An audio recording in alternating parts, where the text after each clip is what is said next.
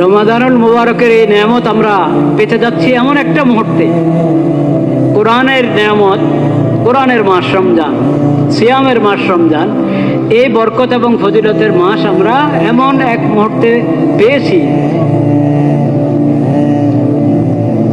যেই মুহূর্তে কোরআন এর বিধানের, কোরআনের হেদায়েতের আমাদের সবচেয়ে বেশি দরকার। যে মুহূর্তে দোয়া কবুলের সবচেয়ে বেশি মুহতাজ আমরা, এমন এক মুহূর্তে আমরা পেয়েছি। বলেন আলহামদুলিল্লাহ। দেশে একটা নতুন হালাত, এই সময় যদি আমরা এই নেয়ামতের কদর করতে পারি যে আচ্ছা এই শাবানে দেশের মধ্যে নতুন একটা পরিস্থিতি সৃষ্টি হলো, এই বরকত এবং ফজিলতের সময়,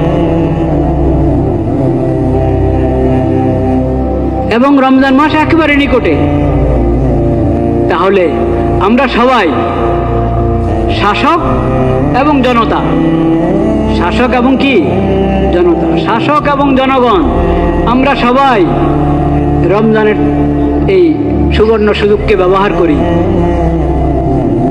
সুন্দর বাংলাদেশ গড়ার জন্য। রমজানের এই সুবর্ণ সুযোগকে কাজে লাগাই শাসকগণ এবং জনগণ সবাই, এবং কোরআনের হেদায়েত, কোরআন থেকে হেদায়েত গ্রহণ করি কিভাবে আমাদের দেশে শান্তি আসতে পারে, নিরাপত্তা আসতে পারে, কোরআন থেকে হেদায়েত গ্রহণ করি।